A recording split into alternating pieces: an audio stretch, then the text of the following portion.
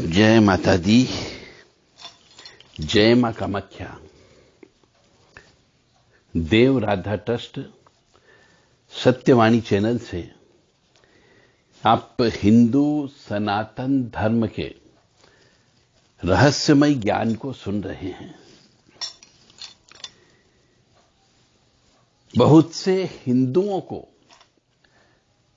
यह ज्ञान ही नहीं है कि हमारे सनातन धर्म में कितनी विशेष रात्रियां होती हैं। इन विशेष रात्रि में क्यों जगना चाहिए और इन विशेष रात्रि में कोई भी गलत काम क्यों नहीं करना चाहिए, जैसे कि शराब पीना, सुरा सुंदरी का काम करना, शारीरिक मिलन करना, रात को शराब पीना, मांस खाना, यह सब प्रतिबंध होता है। तो बड़ी रिसर्च करने के बाद में ये रात्रियां हम आपके सामने प्रस्तुत कर रहे हैं। बहुत से मनुष्य दुर्गा सप्तशती का पाठ करते हैं, तो उस दुर्गा सप्तशती के पाठ में एक दो जगह काल रात्रि, महारात्रि, मोहरात्रि, दारुण रात्रि आता है। ये 4 शब्दों का इस्तेमाल होता है। अब वो मनुष्य शंका में पहुंच जाता है कि मैं किससे पूछूं कि काल रात्रि किसे कहते हैं, महारात्रि किसे कहते हैं, मोहरात्रि किसे कहते हैं और दारुण रात्रि किसे कहते हैं। और जो मनुष्य कष्ट में है, परेशानी में है, दुख है, उसको तकलीफ है, ऐसे मनुष्य को इन रात्रियों में ईश्वर का जागरण करना चाहिए, जिससे उसके जीवन में सुख प्राप्त हो सके और कष्ट कम मिल सके। परंतु मनुष्य उल्टा पाप कर्म करता है, क्योंकि उसको ज्ञान नहीं है कि इन रात्रि में मेरे को हम बिस्तर नहीं होना है, इन रात्रि में मेरे को शराब नहीं पीना है, इन रात्रि में मेरे को सोना नहीं है। परंतु वो जितने भी पाप कर्म होते हैं वो रात को इन रात्रियों में कर बैठता है, जिसकी वजह से उसका भाग्य कट जाता है। तो काल रात्रि, महारात्रि, मोहरात्रि, दारुण रात्रि, ये तो 4 बहुत फेमस है। परंतु इसके अलावा भी एक वीर रात्रि होती है, जो जिस महीने में चतुर्दशी रविवार को पड़ जाए तो उसे वीर रात्रि कहा जाता है। मोहरात्रि यानी कि जन्माष्टमी का दिन, उसको मोहरात्रि कहते हैं। तो इस मोहरात्रि में मनुष्य को पूरी रात भर यानी 4 बजे तक जगना चाहिए, ताकि आपके ऊपर देवी देवताओं की विशेष कृपा प्राप्त हो सके, आप कष्ट से निजात पा सके। इसे मोहरात्रि कहा जाता है। कृष्ण जन्माष्टमी की रात को इसीलिए भजन कीर्तन किए जाते हैं। गोपाल मुरलिया वाले, नंदलाल मुरलिया वाले, इसीलिए बोलते हैं। दिल से भगवान को याद करना चाहिए इस रात्रि में, ताकि आपके ऊपर उस बंशी वाले की विशेष कृपा प्राप्त हो सके और आपके पापों का नाश हो सके। ये जो रात्रियां मैं बताने जा रहा हूं आज, इनमें जो मनुष्य जप तप हवन अनुष्ठान या भजन कीर्तन करता है उसके पापों का नाश अवश्य होता है, और पापों का नाश होने से उसके जीवन में कष्ट कम आ जाते हैं। बहुत से कष्ट तो बहुत छोटे रूप में निकल जाते हैं और उसे सुख की प्राप्ति होती है। सुख मिलने पर आनंद मिलता है। तो मोह रात्रि को काल रात्रि जन्माष्टमी कहा जाता है, और काल रात्रि यानी कि नरक चतुर्दशी, यह भी काली घनघोर रात होती है। नरक चतुर्दशी के दिन चंद्रमा दिखाई नहीं देता है, तो इसीलिए इसे काल रात्रि कहा जाता है। उस दिन विशेष तिथि नक्षत्र मुहूर्त सब कुछ होता है। इस दिन भी मां भगवती की उपासना करने से सिद्धियां प्राप्त होती है। तो मैं तो कहता हूं जो मनुष्य कष्ट में है, दुख में है, परेशानी में है, धंधा नहीं चल रहा है, तांत्रिक बाधा से पीड़ित है, ऊपरी बाधा से पीड़ित है, खिलाई पिलाई से पीड़ित है, अपने परिवार से पीड़ित है, अपने पड़ोसी से पीड़ित है, धन से पीड़ित है, दरिद्रता की वजह से पीड़ित है, रोग और शोक की वजह से पीड़ित है, तो ऐसे मनुष्य को इन रात्रियों पर जो मैं बताने जा रहा हूं, इन रात्रि पर जगना चाहिए और ईश्वर का भजन कीर्तन जप तप हवन अनुष्ठान सब करना चाहिए। तो आपके दुखों की निवृत्ति हो सकती है। इसीलिए तो ये विशेष रात्रियां बनाई गई है, दिन नहीं लिखा गया है। और एक होती है दारुण रात्रि। पूर्णिमा का दिन होता है, होली को दारुण रात्रि कहा जाता है। दारुण का मतलब होता है दुख, चिल्लाने वाली, जलने वाली। उस दिन हम भी दुखों को अपने होली में जला सकते हो, हमारे कष्टों को हम जला सकते हैं। इसीलिए उसने दारुण रात्रि कहा गया है। और महाशिवरात्रि, इसको महारात्रि भी कहते हैं। इस महाशिवरात्रि के दिन भी इसलिए जगा जाता है, दीपक लगाए जाते हैं, भोलेनाथ का अभिषेक किया जाता है, भंडारे किए जाते हैं, भजन कीर्तन किए जाते हैं, रात जगा किया जाता है कि इस रात को अदृश्य नकारात्मक ऊर्जा बहुत ज्यादा भटकती है और वह आपके घरों के अंदर प्रवेश कर सकती है। इसलिए रात भर जगना चाहिए, भजन कीर्तन करना चाहिए। और जो नहीं करता है, और इन रात्रियों में जो मनुष्य शारीरिक संबंध बनाता है, शराब का सेवन करता है, मांस का सेवन करता है, गलत काम करता है, उसके ऊपर तो निश्चित तौर से ये आसुरी प्रवृत्ति वाली अदृश्य शक्तियां शरीर पे, मन, कर्म, वचन पे प्रभाव अवश्य डालती है। तो अपना अपना कैलेंडर निकाल करके उस कैलेंडर के ऊपर यह निशान अवश्य लगा लें कि मोहरात्रि कब आती है, काल रात्रि कब आती है, दारुण रात्रि कब आती है, महारात्रि यानी महाशिवरात्रि कब आती है। और इस दिन पूर्ण रूप से सात्विक रहते हुए काम, क्रोध, लोभ, मोह, मद, मत्सर, ईर्ष्या, तृष्णा, राग, द्वेष, इन 10 राक्षसों से आपको दूर रहना है। जैसा कि मैंने कहा पहले कि कोई भी चतुर्दशी यदि रविवार के दिन आती हो तो वह वीर रात्रि कही जाती है। इस दिन वीरों की पूजा होती है।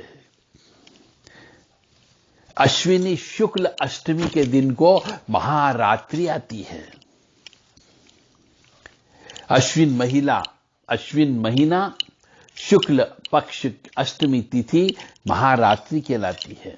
इस दिन भी मां भगवती आद्य शक्ति काली की उपासना करना चाहिए।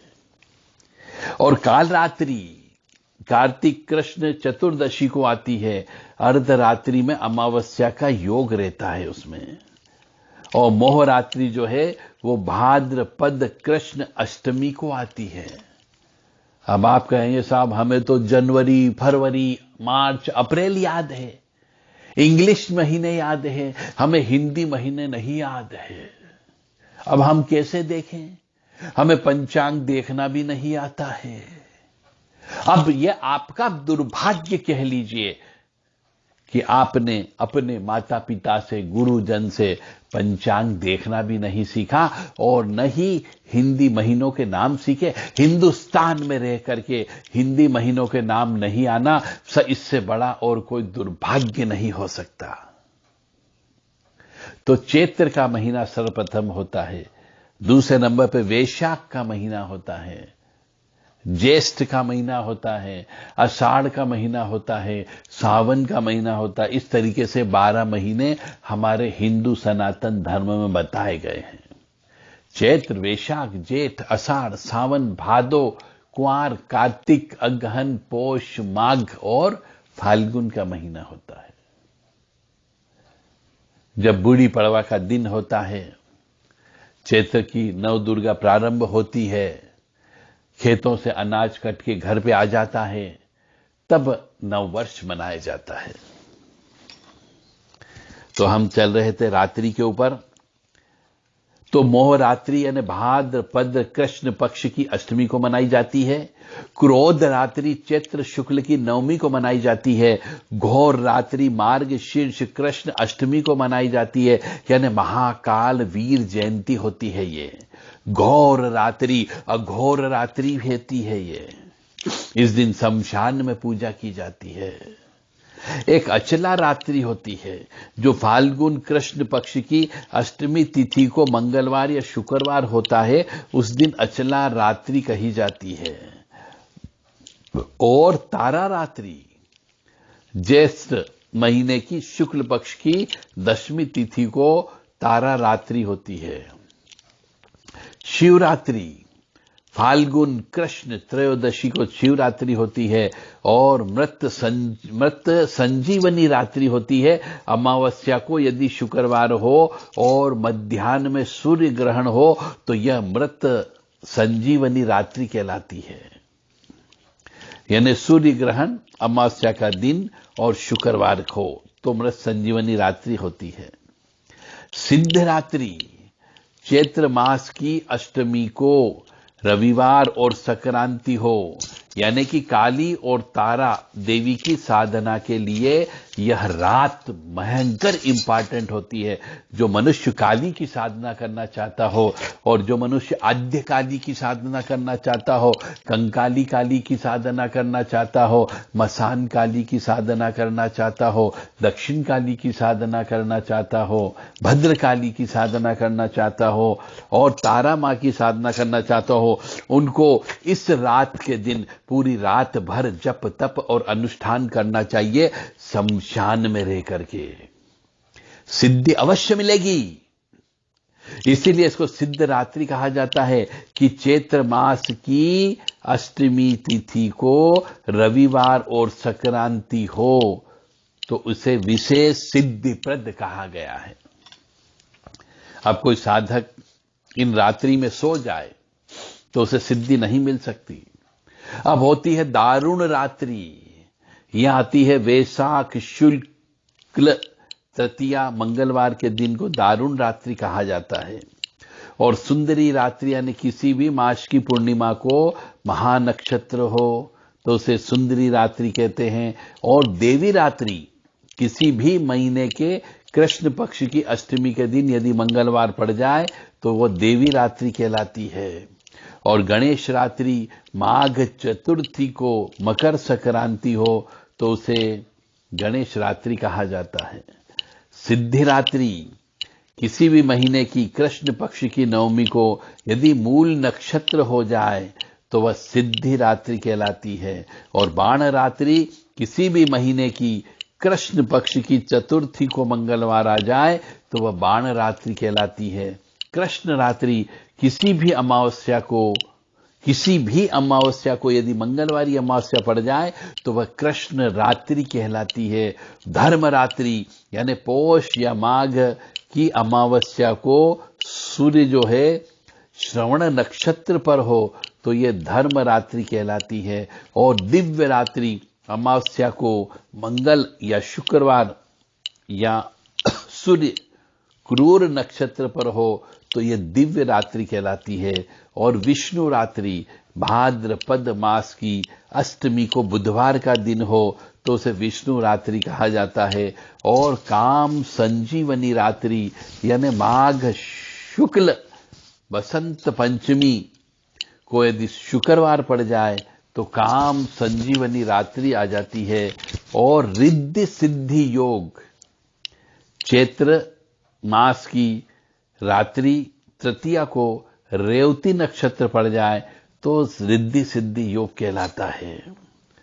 और पर्वत राज रात्रि भी होती है जो पौष मास की तृतीया को शुक्रवार तथा रेवती नक्षत्र होता है, उसे पर्वत राज रात्रि कहा जाता है। तो ये विभिन्न रात्रियां सिद्धि प्राप्त करने के लिए, मनुष्य के जीवन में सुख समृद्धि प्राप्त करने के लिए, कष्टों से निजात दिलाने के लिए आती है। पर आप लोग इन रात्रि में गलत काम कर बैठते हो, लड़ाई झगड़ा कर बैठते हो, स्त्री पर हाथ उठा लेते हो, शराब पी लेते हो, सुरा सुंदरी का काम कर लेते हो, मांस मदिरा खा पी लेते हो। इसलिए जीवन में आपके भाग्य में सुख होते हुए भी आपका भाग्य कट जाता है, क्योंकि इन रात्रि में आप गलत काम कर लेते हो। तो आप सभी को इन रात्रि के बारे में पूरा गहनता से ज्ञान होना चाहिए ताकि जीवन में आपको सुख की प्राप्ति हो सके। मोहरात्रि, कालरात्रि, दारुण रात्रि, महारात्रि, वीर रात्रि, महारात्रि, कालरात्रि, मोहरात्रि, क्रोध रात्रि, घोर रात्रि, अचला रात्रि, तारा रात्रि, शिवरात्रि, मृत संजीवनी रात्रि, सिद्धि रात्रि, दारुण रात्रि, सुंदरी रात्रि, देवी रात्रि, गणेश रात्रि, सिद्धि रात्रि, बाण रात्रि, कृष्ण रात्रि, धर्म रात्रि, दिव्य रात्रि, विष्णु रात्रि, काम संजीवनी रात्रि, रिद्धि सिद्धि योग की रात्रि और पर्व राज रात्रि। तो इन सब में रात्रि शब्द हमारे शास्त्रों में अलग अलग पुराणों में लिखा गया है। तो ये रात्रि शब्द इसीलिए प्रयोग किया गया है कि मनुष्य को जो इस मृत्यु लोक में आया हुआ है, उन मनुष्यों को इस बारे में ज्ञान प्राप्त हो और इन रात्रि के समय पे ईश्वर की आराधना करके ईश्वर की कृपा प्राप्त करे, ताकि आपके जीवन में सुख समृद्धि शांति ऐश्वर्य सब कुछ प्राप्त हो सके। मुझे उम्मीद है कि अब आप किसी से अपने कष्ट के बारे में बात मत करो। अरे इन रात्रि में आप जप तप और अनुष्ठान करवा लो, आपके कष्टों का अंबार टूट जाएगा, समाप्त हो जाएगा। आप अपने प्रारब्ध को काट सकते हो। पिछले जन्म के पापों का नाश करने के लिए इन रात्रि में जग करके जप तप कर लो, भजन कर लो, तो भी आपके पापों का नाश हो जाएगा। यह रहस्यमय ज्ञान आपको देव राधा ट्रस्ट सत्यवाणी चैनल से प्रसारित किया जा रहा है। जिस किसी भी धर्म प्रेमी बंधु को अपने पिछले जन्म के कर्म के अनुसार अपने पाप कर्मों का नाश करना हो, तो ऐसे मनुष्य को इन रात्रि में विशेष अनुष्ठान करके परमपिता परमात्मा से अनुष्ठान के माध्यम से, पूजा पाठ के माध्यम से, जप तप के माध्यम से बारंबार माफी मांगना चाहिए, जिससे आपको कष्ट की प्राप्ति कम होगी। मेरा धर्म था आपको ज्ञान देना। अब इस ज्ञान को लेना या नहीं लेना, यह आपके ऊपर निर्भर करता है। मैंने अपना धर्म निभा दिया है आपको ज्ञान दे करके। अब आपकी बारी है कि आप इसको अपने जीवन में स्वीकार करते हो या नहीं करते हो। भगवान परमपिता परमात्मा और मां जगत जननी सभी को सत बुद्धि प्रदान करे कि इन रात्रि में जग करके आप परमपिता परमात्मा और जगत जननी की कृपा प्राप्त कर सके। जय माता दी, जय मां कामाख्या ओम क्लीं कृष्णाय नमः, ओम क्लीं कृष्णाय नमः, ओम क्लीं कृष्णाय नमः, ओम क्लीं कृष्णाय नमः, ओम क्लीं कृष्णाय नमः।